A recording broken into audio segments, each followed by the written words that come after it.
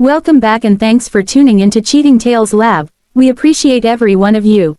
Tell us where in the world you're watching from right now in the comments. Now let's get into today's story. Chapter 1, The Call.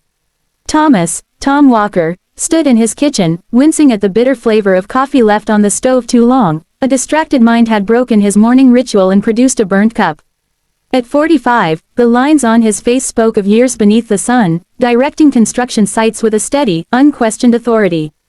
Dark hair threaded with gray at the temples framed blue eyes that still held a razor-sharp focus, a leftover from military days that served him well in civilian life. He reached for the newspaper, savoring the quiet moments before the workday, the modest kitchen mirroring his practical, orderly approach, disciplined in every detail, much like the way he ran everything. The pay for a construction foreman wasn't extravagant, but it supported a comfortable life for his family, his wife Eleanor and their 21-year-old daughter Ava. Then the shrill ring of the phone cut the silence. Tom's hand froze, coffee half lifted. Unknown number. Mr. Walker, a clinical voice announced. This is Memorial Hospital. Your daughter Ava has been brought to our emergency department. Tom's fingers tightened on the handset. What happened, sir? We can't discuss specifics over the phone, you need to come right away. I'm on my way. His voice stayed even, though his pulse sped. Tom grabbed his jacket, abandoning his half-eaten breakfast on the counter, and boots thundered across the kitchen as he rushed out. The old pickup coughed to life and he pulled away with controlled haste. Hospital fluorescence assaulted his eyes as he strode into the emergency area. A nurse directed him to a curtained bay. Tom's military instincts kicked in as he took in the scene. Ava on the bed, her face marked by ugly bruises, her right eye swollen, tears tracking down her cheeks. Her hands shook as she clutched the thin hospital blanket. Daddy, she said, voice breaking. Tom moved to her, taking her hand, his touch gentle, belying the fury building inside. I'm here, baby girl. Tell me what happened. Ava's words came through between sobs. I came home early from Sarah's. I heard noises upstairs. She squeezed her eyes shut. In your bedroom. Tom's jaw tightened. Go on. Mom was there, with Uncle Rick. Ava dropped to a whisper. They were together. The words landed like blows. Eleanor, his wife of 23 years, and Rick, her brother, the smooth-talking businessman with the angle in his smile. I screamed, Ava continued. Then these two men, Rick's bodyguards, grabbed me, threw me down the stairs. Her body convulsed with fresh sobs. They're still there, Dad, drinking your whiskey, laughing. Tom stood very deliberately, controlled. Did they call a doctor yet? They're waiting for X-rays. Good. He kissed her forehead. I'll be back soon. Ava clutched his wrist. Don't do anything stupid. Tom's lips curled into a cold smile. Nothing stupid, just necessary. He found the nurse's station and approached with measured steps. My daughter, Ava Walker, I need to know her injuries. The nurse typed, reading out, contusions, possible concussion, X-rays pending for ribs and right wrist, doctor ordered pain meds. I want every bit of documentation, Tom interrupted. Photos of injuries, medical reports, everything. Sir, that's not standard procedure, make it happen. His voice dropped. Those bastards aren't getting away with this. The nurse studied him, then nodded slowly. Tom's mind raced as he absorbed the betrayal. Eleanor, the woman he built a life with, betraying him with her brother Rick, the man who arrived at family dinners with expensive wine and a condescending smile. Tom had always suspected something shady beneath that polish. Bodyguards meant this was bigger than an affair. Muscle, men willing to assault a young woman. Tom pulled his phone and dialed a number he hadn't used in years. It's Walker. Remember that favor from Kandahar? He listened, then said, I'm calling it in. I need everything you can find on Richard Thorne's business operations, everything. He hung up and stared at the doors. 23 years of marriage, countless family gatherings and holidays, all seeming like a lie. The betrayal cut deep, but it wasn't the sex that consumed him, it was Ava, his child. They had crossed an unforgivable line. Tom went back to Ava's bedside. She'd drifted into a restless sleep, pain meds taking effect. He watched her bruised face and remembered the day she was born, when he swore to protect her from anything that could harm her. He had failed today, but he vowed not to fail again. A doctor approached with a clipboard. Mr. Walker, we need to discuss your daughter's injuries in a minute. Tom's eyes never left Ava. I need to make one more call, he said, stepping away and dialing. Detective Ramirez, this is Thomas Walker. We need to talk about Richard Thorne and his associates. He listened briefly. No, not at the station, somewhere private. This goes deeper than you know. He ended the call and returned to the bedside. The doctor waited patiently. Tell me everything, Tom said. I want to know precisely what they did to my little girl. As the doctor outlined Ava's injuries, Tom's fury hardened into something cold and determined. Eleanor, Rick, the bodyguards, they thought themselves untouchable, able to hurt his family and laugh about it over his whiskey. They were wrong. They had no idea whom they'd provoked. Tom would make sure they learned. He sat in the chair beside Ava and began mapping out the plan. First secure Ava, then gather intelligence, then make them understand the mistake they'd made. The mistake of betraying Thomas Walker, the mistake of hurting his daughter, the mistake of thinking they could get away with it. Chapter 2, The Confrontation. Tom's truck crawled down his street as his trained eyes scanned for unfamiliar vehicles. Two black SUVs with tinted windows sat in his driveway, professional muscle attempting to be inconspicuous in a working-class neighborhood. Amateur hour. He parked a block away and approached on foot, years of military training guiding him. The front door hung open, light spilling onto the porch, music and raucous laughter drifted from inside. Tom slipped through the side entrance, moving silently through his own home like an intruder. The sound system thumped bass heavy enough to mask footsteps. Cigarette smoke, something he never tolerated, lingered in the air. Voices carried from the living room, a deep, arrogant laugh, Rick's. You should have seen his face when I showed up at Christmas dinner, Rick boasted. Thanks for the wine. More laughter. Eleanor's voice, slurred with alcohol, joined in. He never suspected a thing, too busy with his precious routine. Coffee at 6, news at 6:15. Tom's hands curled into fists. 23 years of marriage reduced to a joke for her brother's amusement. He stepped into the doorway and the scene etched itself into him. Eleanor sprawled on the couch, drink in hand, blouse half unbuttoned. Rick lounged beside her, arm possessively across her shoulders. Two men in black suits stood near the windows, trying to look professional despite beers in hand. Get out, Tom's voice sliced through the music. The room froze. Eleanor's drink slipped, splashing the carpet. Rick's smirk faltered. Well, Rick drawled, eyes flicking to his. Bodyguards. The man of the house returns. 5 seconds, Tom thought, then he started removing them. The first bodyguard, young, muscled, wearing his suit like a costume, stepped forward. Listen, buddy, Tom moved. Years of combat training detonated into violence. His first strike crushed the man's larynx. The bodyguard clawed at his throat as Tom's knee drove into his solar plexus and the man crumpled, gasping. The second guard foraged for a weapon. Tom caught his arm, twisted until bones cracked, and the guard screamed. Tom slammed the man's head into the wall, once, twice, until he slumped unconscious. 15 seconds, 2 threats neutralized. Rick stumbled backward, pulling Eleanor up with him. Tom advanced like someone who'd been pushed too far. You think your men were reasonable with my daughter? She shouldn't have been there. Eleanor blurted, it's not our fault. Tom backhanded her. The crack echoed. Eleanor sprawled on the couch, hand to her face, stunned. Don't you dare, Tom growled. Don't you dare blame her. Rick tried to edge for the door. Tom seized him by the throat and slammed him against the wall. Rick's feet dangled, his face turned red. Please, Rick wheezed, we can talk about this. Tom tightened his grip, like your men talk to Ava, with their fists. He drove his knee into Rick's stomach, then let him fall as he gasped for air.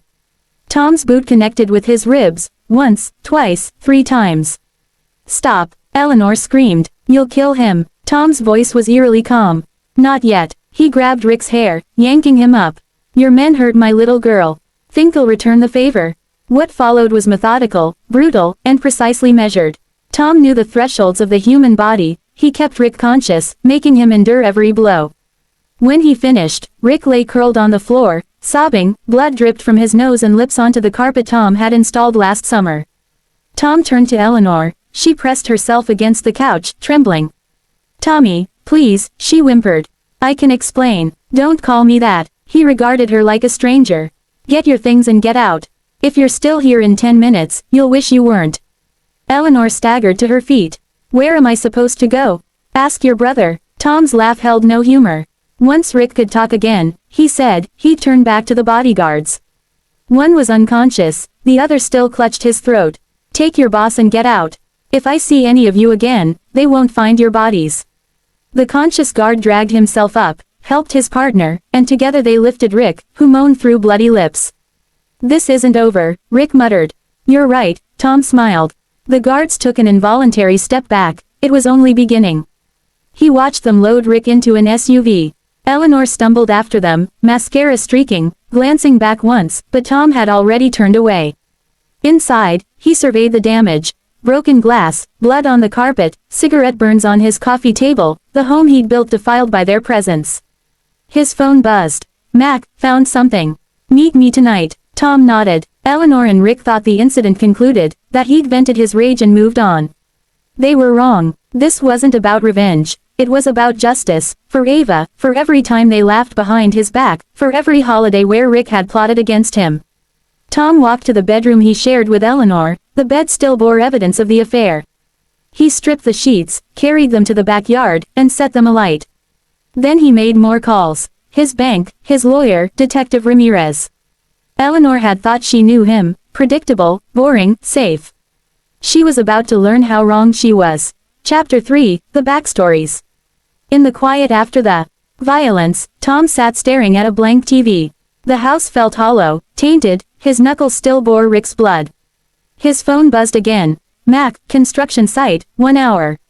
Tom closed his eyes as memories flooded in. Afghanistan, 2003, the ambush that nearly killed them both, Mac pulling him to safety as bullets shattered the air. The debt between them was written in blood and gunfire.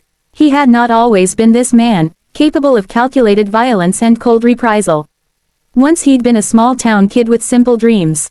Military service changed him, teaching duty, loyalty, and the brutal truth that violence sometimes solved what words couldn't. He replayed the day he'd met Eleanor, a waitress at the local diner with bright smiles and endless chatter. He'd been newly discharged and unsteady in civilian life. She'd been an anchor, something solid amid the echoes of gunfire. Their courtship had been swift and passionate. She spoke of big houses and fancy cars, the life her brother Rick already had. Tom had promised what he could. Not riches, but stability, security, a home. For years, it seemed enough. They had Ava, bought the house, built a life. Tom climbed from laborer to foreman, proud of honest work. Eleanor had seemed happy, or so he believed. Now he wondered how long she'd been lying, how long she'd looked at his calloused hands with contempt, how long she'd conspired with Rick, laughing at the faithful husband who trusted them both. Tom's hands clenched at thought of his brother-in-law, the family's golden boy in designer suits and smooth talk. He'd never trusted him, he'd seen the predator beneath the polish. But for Eleanor, Tom had welcomed Rick, broken bread with him, endured subtle jabs and condescending smiles. His phone rang. Walker, got info on your brother-in-law, Detective Ramirez said without preamble.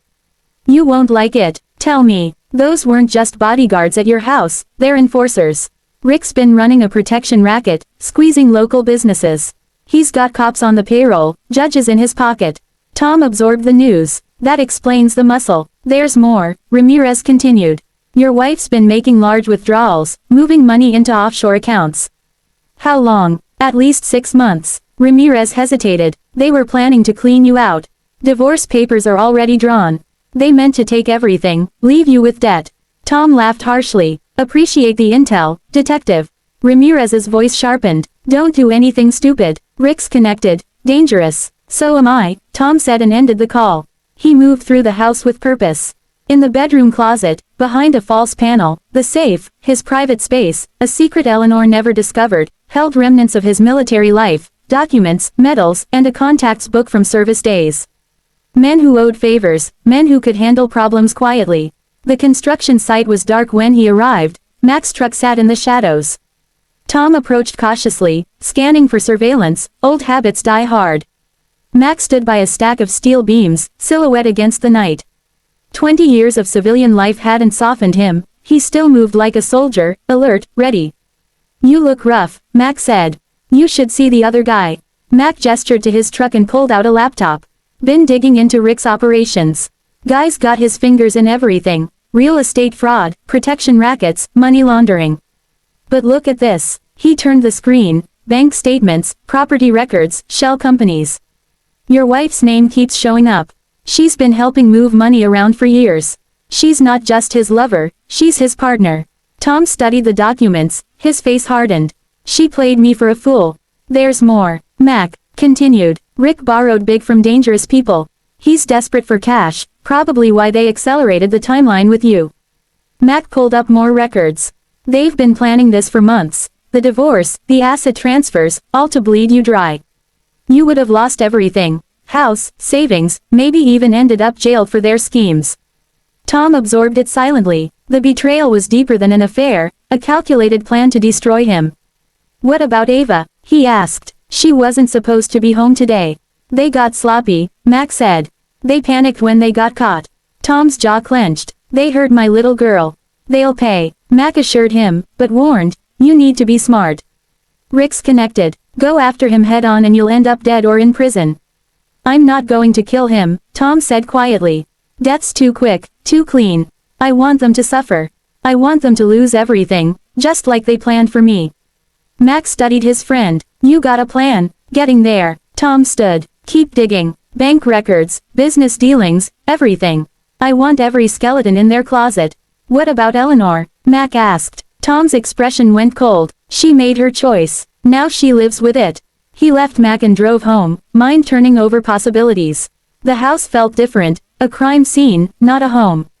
He walked each room, noting small signs he'd missed. The extra phone hidden in a jewelry box, financial documents behind the filing cabinet, business cards from offshore banks, all pieces of their betrayal tucked in plain sight. In Ava's room, photos covered the walls. Family vacations, birthdays, graduations, Eleanor smiling, playing devoted mother while plotting to destroy their lives. His phone buzzed. A text from Ava, when can you pick me up? Tom replied, tomorrow morning. Get some rest. Another text from Eleanor, we need to talk. He deleted it unread. There was nothing left to say. He spent the night in his chair, cleaning his gun, making lists, planning. Eleanor and Rick thought they knew him, the predictable, reliable Thomas Walker who played by the rules. They had no idea what he was capable of. As dawn broke, Tom made coffee properly this time, not burned, and thought about betrayal he'd seen before in war and how it changed men. This was different. This was family. They'd brought war to his home and threatened his child. Now they would learn what that meant. The sun rose over his broken house, signaling the end of one life and the start of another. Thomas Walker, husband, father, builder of homes, was gone. In his place stood a warrior awakened, a man with nothing left to lose and everything to avenge. The war had begun. Chapter 4, The Hospital Visit. Tom strode down sterile hospital corridors toward Ava's room, his boots echoed on the linoleum. The nurse at the station nodded, they'd become used to his presence over the last day. Through the door's window he saw Ava lying in bed, her bruised face turned toward the TV mounted on the wall. Hey, baby girl, he said softly as he entered. Ava's eyes lit despite the injuries. Dad, she said, her voice stronger than before, though edged with pain. Tom settled into the chair by her bed and took her hand.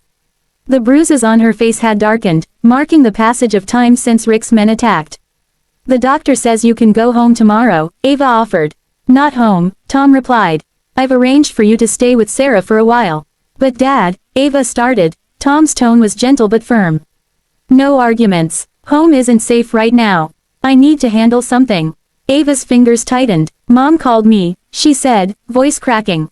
Tom's expression hardened. What did she say? She tried to explain. Said it wasn't what I thought. That Uncle Rick, Ava's voice trailed off.